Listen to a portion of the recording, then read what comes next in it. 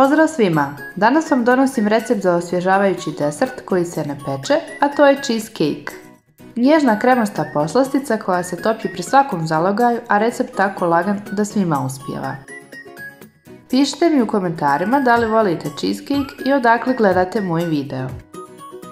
Prije nego što počnemo, zamolila bih vas da me podržite i besplatno se pretplatite na moj kanal.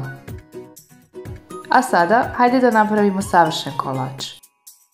Potrebni sastojci za koru: mljeveni keks, puter i jedna veća naranđa.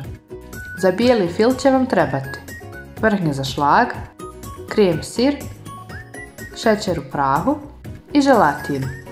A za voćni dio sam koristila šumsko voće, 3 kašike šećera i želatin. Prvo pravimo koru, pa najprije treba istopiti puter i ostaviti sa strane. Zatim iscijedite sok jedne naranđe koji ćete također ostaviti sa strane.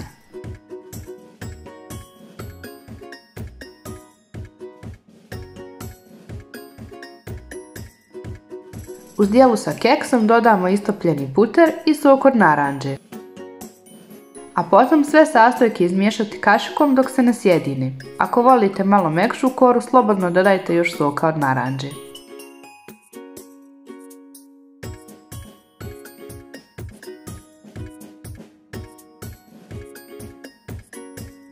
Pripremite kalup u koji ćete slagati tortu. Moj je prečnika 26 cm.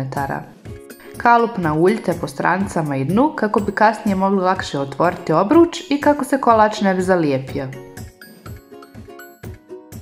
Pripremljenu smjesu od keksa istresite u kalup, rasporedite i utapkajte ravnomjerno.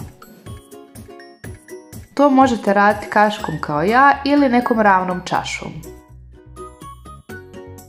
Postoji mnogo načina kako napraviti cheesecake, ali po ovom receptu je meni najukusniji, pa sam ga odlučila podijeliti s vama.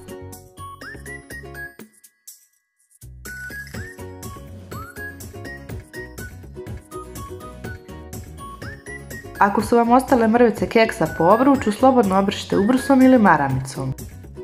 Tako će vam torta izgledati urednije kada bude gotova. A zatim ponovo namastite obruč i ostavite koru da se hladi u frižider dok pripremate bijelu kremu.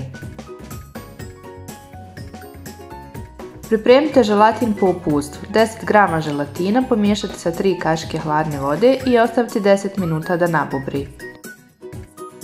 Za to vrijeme izlijte slatko vrhnje u veću zdjelu i umutite.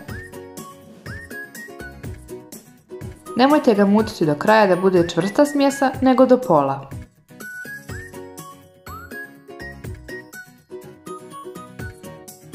U umućeni šlag dodajte šećer u prahu i ponovo miksajte da se sjedini.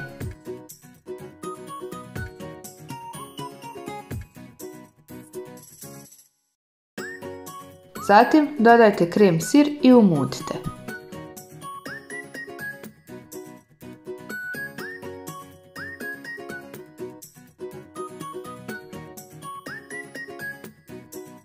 Želatin koji ste prethodno pripremili otopite u mikrovalnoj ili u manjoj šerpici.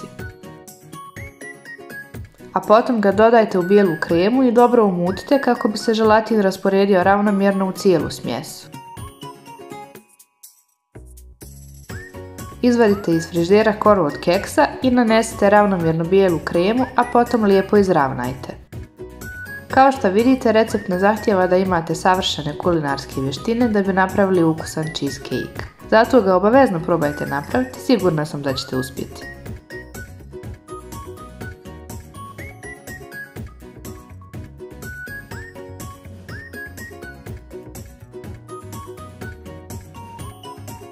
Obršite višak šlaga i stavite tortu u frižider dok pripremate voćni dio. Za pripremu voćnog dijela prvo pripremite želatin po uputstvu, pomiješajte želatin sa 3 kašike hladne vode i ostavite da nabubri. Podesite srednje jaku temperaturu i u manju šerpicu stavite šumsko voće i 3 kašike šećera. Promiješajte i ostavite da voće pusti sok i počne ključati.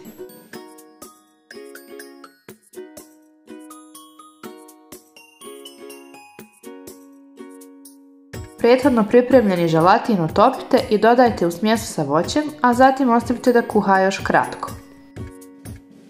Kada je kuhano, voće ohladite pa tek onda sipajte na tortu kao završni dio. Tortu ostavite preko noći u frižideru i sutradan poslužite ovu osvježavajuću poslasticu. Vjerujem da joj niko neće odoljeti i da će se tražiti komad više. Tortu možete pripremiti i sa drugim voćem ili voćem iz kompota. Ako vam se recept sviđa, ostavite mi like u znak podrške i podijelite recept sa prijateljima. Ne zaboravite se besplatno pretplatiti na moj YouTube kanal i uključite zvonce kako bi uvijek bili obavješteni kada objavim novi video. Možete me zapratiti i na Instagramu, moj profil je prahnulo.me. Nadam se da ste uživali, veliki pozdrav!